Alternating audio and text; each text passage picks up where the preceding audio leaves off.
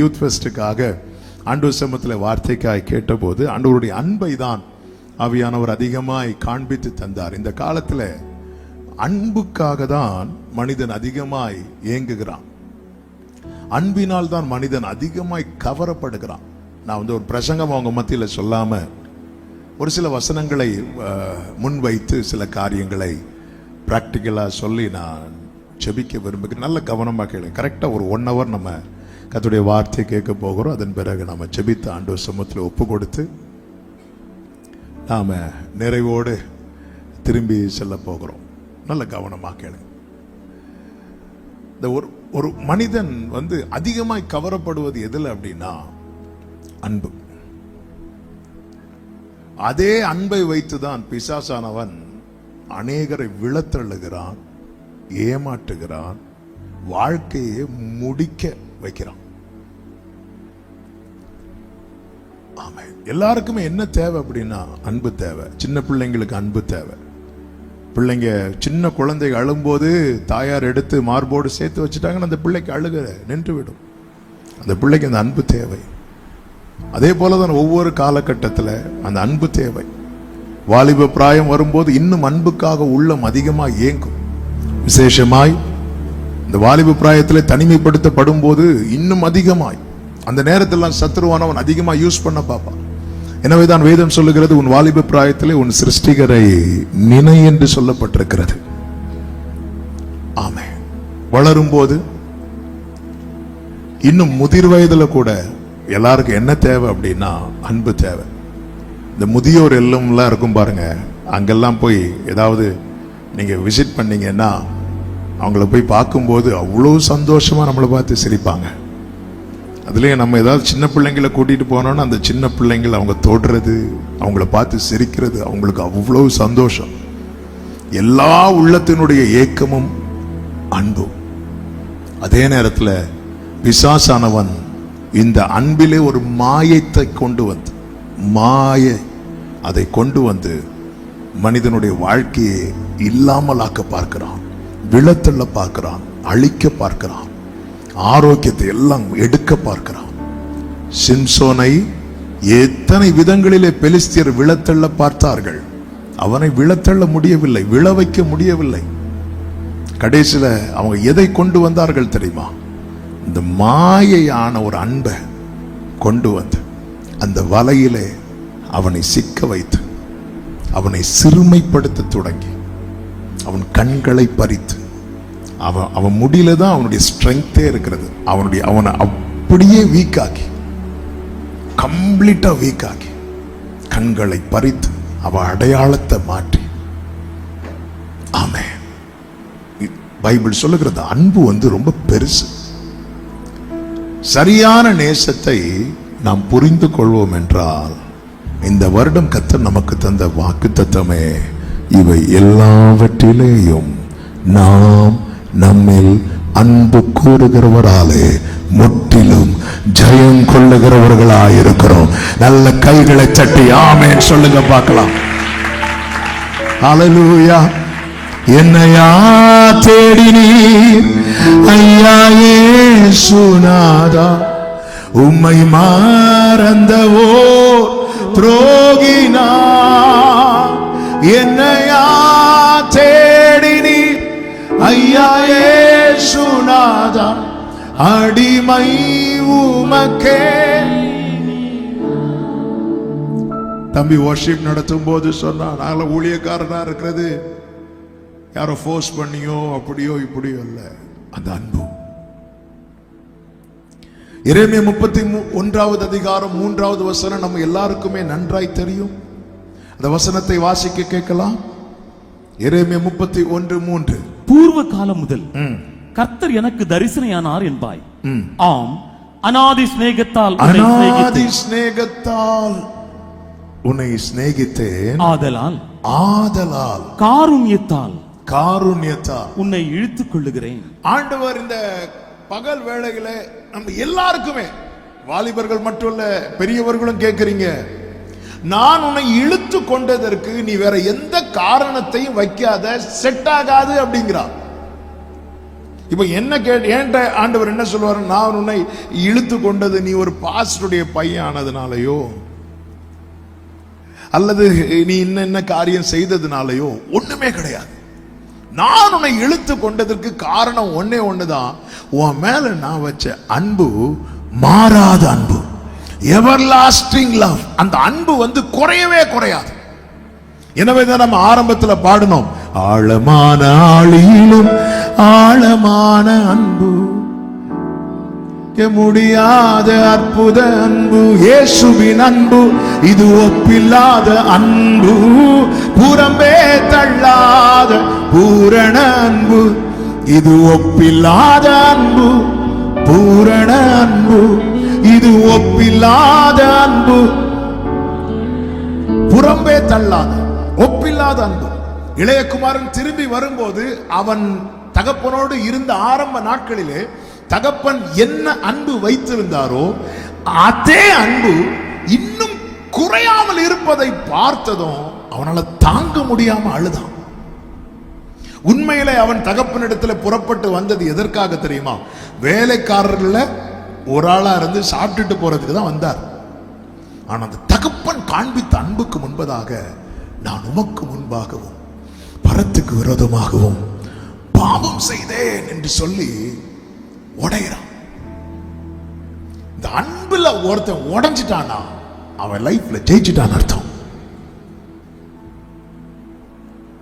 ஆண்டவருடைய அன்புல ஒருத்தன் உடைஞ்சிட்டானா, இன்னைக்கு உங்க மத்தியில ஒரு ஊழியக்காரனா நான் நிக்கிறேன்னா இதை தவிர வேற ஒண்ணுமே கிடையாது. சின்ன வயசுல இருந்து ஊழியம் மட்டும் செய்யவே கூடாது என்கிற பிரதிஷ்டையில் வாழ்ந்தவன் நான். அப்படிப்பட்ட பிரதிஷ்டையில் யாராவது இருப்பீர்கள் என்றால் இப்பொழுதே உங்களுக்கு வாழ்த்துக்களை தெரிவித்துக் கொள்ளுகிறேன். ஆமென். ஹல்லேலூயா. நான்லாம் இப்ப ஒரு ஊழியக்கார அப்படின்னு எங்க வீட்டை உட்கார வச்சு எல்லாத்தையும் பேசணும், எல்லாரும் அப்படிவாங்க. ஆமென். எனக்கு மார்க் ஷீட் வாங்க வரும்போது எங்க அம்மா ஒளிச்சு நிக்கிறாங்க. ஏன்னா என்னை பத்தி அவ்வளவு நல்ல சர்டிபிகேட் எங்க அம்மாட்ட சொல்றதுக்காக ஸ்டாஃப் எல்லாம் வரிசையா நிக்கிறாங்க. ஆனா ஒரு கட்டத்துல ஆண்டவருடைய அன்பு நெருக்கி ஏவு தெரியுமா? துரத்தி துரத்தி லவ் பண்றது என்ன அப்படின்னு கேட்டா நான் சொல்லுவேன், அப்படி நேசித்தார், உங்களையும் நேசிக்கிறார். எப்படி ஊழியமே செய்யக்கூடாது இருந்தவனை கர்த்தர் எப்படி சொல்ல வச்சுட்டார் தெரியுமா? இருந்தா ஊழியம் செய்யறேன், இல்லைன்னா எப்படியாவது செத்துறேன் ஆண்டவரே அப்படின்னு சொல்ல வச்சுட்டார். ஏன்னா அந்த மெய்யான அன்பு, உண்மையான அன்பு. மெய் அன்பை கண்ட பின்பும் பொய் அன்புக்காக ஏங்கி நின்றேன், எல்லாமாயே என்று கண்டேன், அன்பே போதும் என்றே என்னை பாரும், என்னை பாரும், இந்த ஒரு முறை இறங்கும், கெஞ்சுகிறே கெஞ்சுகிறே, என்னை பாரும், என்னை பாரும், என்னை விட்டு விலகாதிரும், கெஞ்சுகிறே கெஞ்சுகிறே. வழிதுவே என்று தெரிந்தும் நான் அங்கும் இங்கும் சுற்றி திரிந்தேன், ஏமாற்றங்கள் அடைந்தேனே, இனி உம்மை விட்டு செல்ல மாட்டேன். வழிதுவே என்று தெரிந்தும் நான் அங்கும் இங்கும் சுற்றி திரிந்தேனே, மாற்றங்கள் அடைந்தேனே, இனி உம்மை விட்டு செல்ல மாட்டேன். என்னை பாரும், என்னை பாரும், என்னை விட்டு விலகாதிரும், கெஞ்சுகிறே கெஞ்சுகிறே. என்னை பாரும், என்னை பாரும், முகத்தை மறைக்காதிரும், கெஞ்சுகிறே கெஞ்சுகிறே. ஆண்டவருடைய அன்பு மாறாதது. திரும்பி வரும்போது கட்டி அணைக்க அவர் தயங்கவில்லை. அந்த மகன் அழுக்கு வஸ்திரம் தரித்திருந்தான், வேற யாருமே தொட்டிருக்க மாட்டாங்க. ஆனால் அவர் கட்டி அணைத்து முத்தமிட்ட பிறகுதான் வஸ்திரத்தை மாற்றுகிறார். நான் உன்னை இழுத்து கொண்டது, உன்னை நான் நிறுத்தி வைத்திருப்பது வேற ரீசனே கிடையாது. என்னை கர்த்தர் ஏற்கனவே தெரிந்தெடுத்தார். உண்மை. ஏன் தெரிந்தெடுத்தார்? என்னை லவ் பண்ணிட்டார் ஏற்கனவே. ஆமே, போட்டோ பார்த்து லவ் பண்ணுகிற உலகத்துல, ஆமே, போட்டோ பார்த்து சிலர் போட்டோ பார்த்து லவ் பண்ணி நேர பார்த்தோன்னு இடி விழுந்தது மாதிரி இருக்கும். ஆமே, அதனாலதான் ஒருத்தர் இப்படிதான் வந்து ரொம்ப ஃபீல் பண்ணிட்டார். ரொம்ப ஃபீல் பண்ணார். என்கேஜ்மெண்ட் முடிஞ்சதுக்கு அப்புறம் சிரிக்கவே இல்லை அவர். ஏன் சிரிக்கல? நான் நினைச்ச கலர் இல்ல. நீங்க போட்டோ பார்த்து நான் ஓகே சொன்னீங்க, அது பிளாக் அண்ட் ஒயிட் போட்டோ. அதுல கலர், அதுல மொத்தமே 2 கலர் தான் உண்டு. ஆமே, ஆண்டவர் பாருங்க, நம்ம கருவாய் தோன்றும் முன்னமே அநாதி ஸ்நேகம், அநாதி ஸ்நேகம். இந்த அன்பை வந்து வர்ணிக்கவே முடியாது. வேற எதை வேணாலும் பேசி ஒரு ஃபுல் ஸ்டாப் வைக்க முடியும். ஆண்டவருடைய அன்பு வந்து வர்ணிக்கவே முடியாது. மீகா 7 சொல்ற, நான் கர்த்தர் எடுக்க வேண்டாம், நான் கர்த்தருக்கு விரோதமாய் பாவம் செய்தேன், அவர் எனக்காக வழக்காடின்னு சொல்றார்.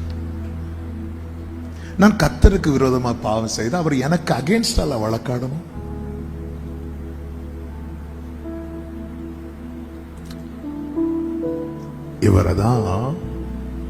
இவர் மிஸ் பண்ணவே கூடாது. இவர் மிஸ் பண்ணிட்டோம்னு வைங்களேன், நம்ம லைஃப் இழந்துட்டோம்னு அர்த்தம். நான் கர்த்தருக்கு விரோதமாய் பாவம் செய்தேன், அவர் எனக்காக வழக்காடி. நான் செய்யறது கர்த்தருக்கு அகேன்ஸ்டா, ஆனா அவர் செய்யறது எனக்கு ஃபேவரா. அவர் சொல்றாரு, அநாதி சிநேகத்தா. தாவீது 55வது சங்கீதத்திலே தன் நண்பர்களால் தனக்கு நேரிட்ட காரியத்தையும் அவர் பாடலாய் சொல்லுகிறார். 55வது சங்கீதம் 12, 13, 14 வசனங்கள்ல அதை வாசிக்க கேட்கலாம். என்னை நிந்தித்தவன் சத்ரு அல்ல, அப்படி இருந்தால் சகிப்பேன். எனக்கு விரோதமாய் பெருமை பாராட்டினவன் என் பகைஞன் அல்ல, அப்படி இருந்தால் அவனுக்கு மறைந்திருப்பேன். எனக்கு சமமான மனுஷனும் என் வழிகாட்டி என் தோழனுமாகிய நீயே அவன். நாம் ஒருமித்து இன்பமான ஆலோசனை பண்ணி கூட்டத்தோட தேவாலயத்துக்கு போனோம். நாம் ஒருமித்து இன்பமான ஆலோசனை பண்ணி கூட்டத்தோட. இங்க பாருங்க, 5 காரியங்களை நாம் நமக்கு நெருக்கமானவர்களிடத்துல நாம் எப்படி இருப்போம் என ஒரு 5 காரியத்தை இங்க தாவீது சொல்வதை பார்க்க முடியும். ஒன்று, அவர் சொல்றாரு, அப்படி இருந்திருந்தால் அவனுக்கு மறைந்திருப்பேன் அப்படின்னு சொல்றார். பொதுவாகவே பாருங்க, யார் நமக்கு ரொம்ப க்ளோஸா இருக்கிறாங்களோ அவங்க கிட்ட நம்மை முழுவதுமாய் வெளிப்படுத்துவோம்.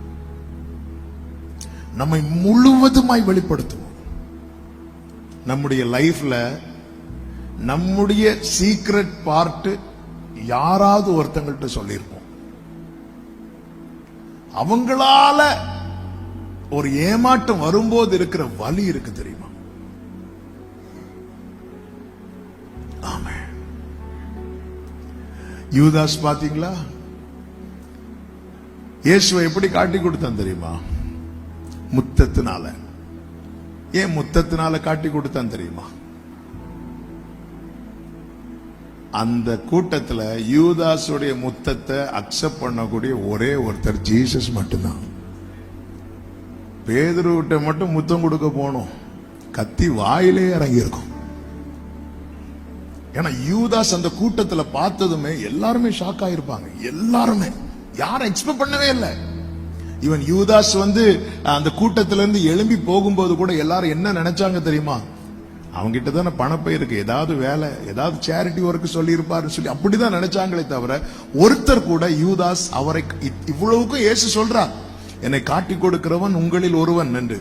இந்த துணிக்கையை நான் யார் கையில கொடுக்கிறேனோ அவன் தான் காட்டி கொடுப்பான்னு சொல்றார். சொல்லிட்டு யூதாஸ் கையிலே கொடுக்கிறார். யூதாஸ் மெதுவா கேட்கிறார், ஆண்டவரே நானா? நீதான் அப்படிங்கிறார். அதுக்கப்புறம் யூதாஸ் எழுந்து புறப்படுகிறான். இவ்வளவும் தெரிஞ்சதுக்கு அப்புறம் யாரும் நம்பவே இல்லை. என்ன நம்பல அப்படின்னா, யூதாஸ் தான் காட்டி கொடுக்க போறான் நம்பல. எல்லாருக்கும் யார் மேல டவுட் வந்துச்சு தெரியுமா? அவங்க மேல டவுட் வந்துச்சு. பேதுருக்கு அவன் மேல டவுட் வந்துச்சு. அதனாலதான் எல்லாரும் கேட்டாங்க, நானா நானா நானான்னு கேட்டாங்க. எல்லாரும் கேட்கறத யூதாஸ் பார்த்துட்டு நம்மளும் எதுக்கும் கேட்போம், நானா ஆண்டவரே? ஒருத்தருக்கு கூட 3.5 வருஷம். அப்ப எந்த அளவுக்கு இயேசுவோடு ரொம்ப நெருக்கமா இருந்திருப்பான். என்னை நிந்தித்தவன் என் சத்துருவல்ல, என் சத்துருவா இருந்திருந்தால் நான் சகித்திருப்பேன். நான் அவனுக்கு என்னை மறைத்திருப்பேன். வெளிப்படுத்திட்டோம். நமக்கு ரொம்ப நெருக்கமானவங்க கிட்ட நம்ம ரொம்ப வெளிப்படுத்துறோம், ரொம்ப வெளிப்படுத்துறோம். 13வது வசனத்தில் சொல்கிற எனக்கு சமமான மனுஷன். நமக்கு ரொம்ப நெருக்கமானவங்க கிட்ட நம்ம ஈக்குவல் ஆயிரும், ரொம்ப ஈக்குவல் ஆயிரும். அங்க வயசுல மேட்டரே கிடையாது. சமமான, அந்த அளவுக்கு ஈக்குவலா. அதாவது நம்மை போல அவங்கள நினைக்க ஆரம்பிச்சிருவோம். நான் அவங்கள ஒண்ணு அப்படின்னு நினைக்க ஆரம்பிச்சிருவோம்.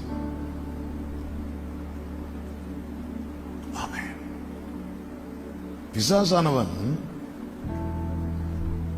உன்னதமாய் காணப்பட வேண்டிய உறவை எல்லாம் ஒரு மாயை கொண்டு வந்து இல்லாமலாக்க பார்க்கிறான். அடுத்து சொல்லப்பட்டிருக்கிறது, எனக்கு சமனான மனுஷன் என் வழிகாட்டியும். நமக்கு ரொம்ப நெருக்கமானவங்களை கைடா யூஸ் பண்றோம். கைடுன்னா அவங்க கிட்ட என்ன பண்ணலாம், அவங்க ஒரு ஆலோசனை சொல்லுவாங்க, கைடா யூஸ் பண்ணுவோம். எந்த காரியம் வீட்டுக்கே தெரியும், என்ன சொன்னாலும் அவன்கிட்ட கேட்டுதான் பண்றான், அவள்கிட்ட கேட்டுதான் பண்றான். கைடா யூஸ் பண்றோம். அவங்க தான் எதுனாலும் அவங்க என்ன சொல்றாங்களோ அதுதான். இன்னைக்கு யூத் ஃபெஸ்டுக்கு இந்த கலர் Dress தான் போட்டுட்டு வரணும். நேத்தே பேசியாச்சு, உங்களை சொல்லல. உங்களுக்கு யாருக்காவது இடிக்குன்னா உங்கள்கிட்ட சொல்லிட்டு இருக்கேன். வழிகாட்டி, என் சமனான மனுஷனும் என் வழிகாட்டியும் என் தோழனும் ஆகிய நீயே அவன். அவர் சொல்ல, என்னால சகிக்க முடியல அப்படிங்கிறார். என்னால தாங்கவே முடியல, என்னால சகிக்க முடியல. சில பெயின் வந்து இயேசுவால தாங்க முடியல. யூதாசே சிநேகிதனே அப்படிங்கிறார். அவரால் தாங்கவே முடியல. அவருக்கு தெரியும், தெரிஞ்சதுக்கு அப்புறமே இயேசுவால தாங்க முடியல. தெரியாதவங்க எப்படிங்க சகிப்பாங்க? யூதாஸ் தன்னை காட்டிக் கொடுப்பது தெரிந்த பிறகும் இயேசுவால அதை அக்செப்ட் பண்ண முடியல. தெரியாம இன்னைக்கு தோள்ல கை போட்டு இருக்கிறவங்க நாளைக்கு நம்மளை கால் வார போறாங்கன்னு அதை நம்மளால ஜீரணிக்கவே முடியாது. எத்தனை பேர் இதனாலே இந்த ஒரு ரீசனுக்காக தங்கள் வாழ்க்கையை முடித்தவர்கள் ஏராளமானவர்.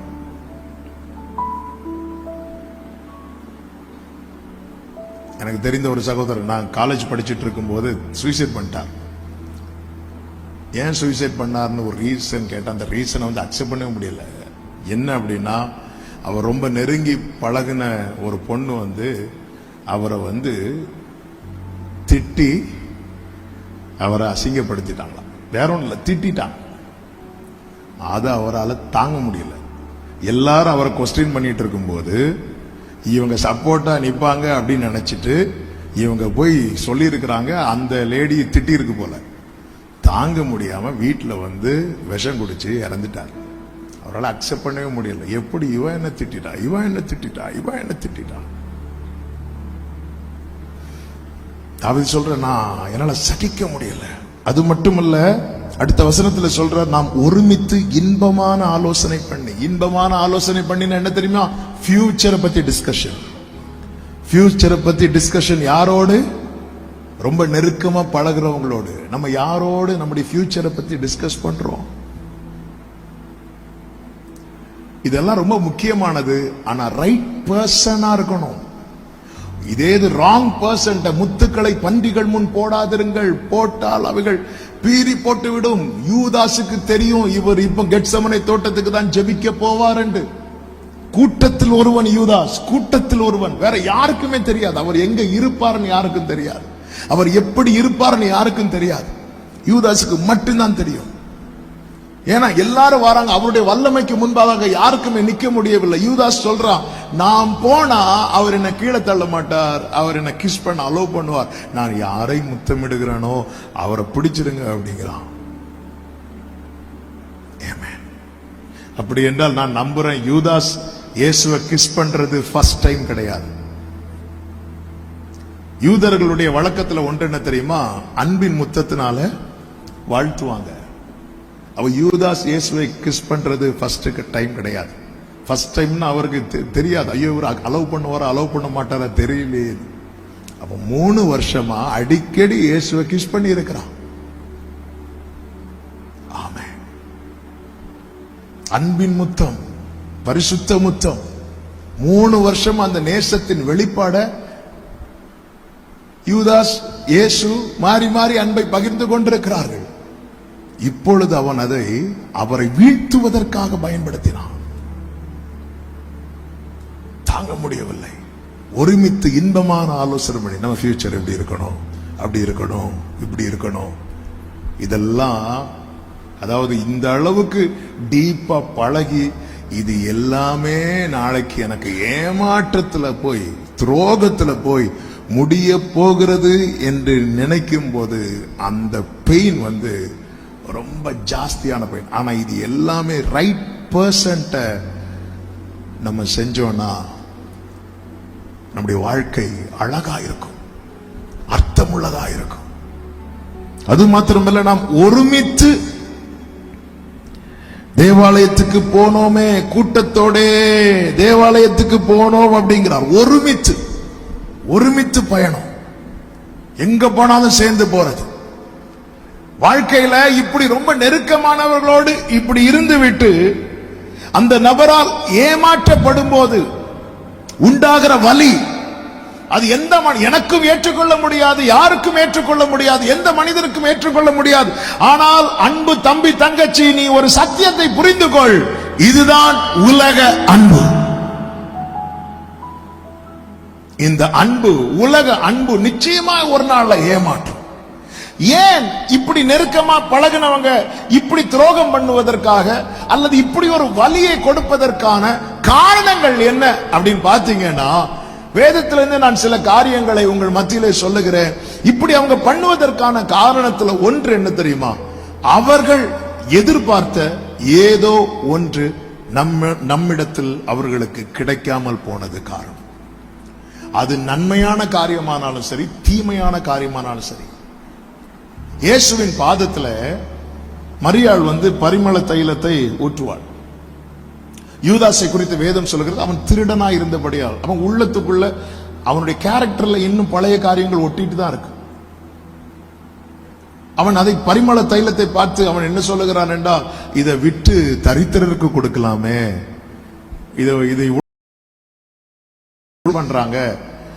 சொல்றதை கேட்க நல்லாதான் இருந்துச்சு.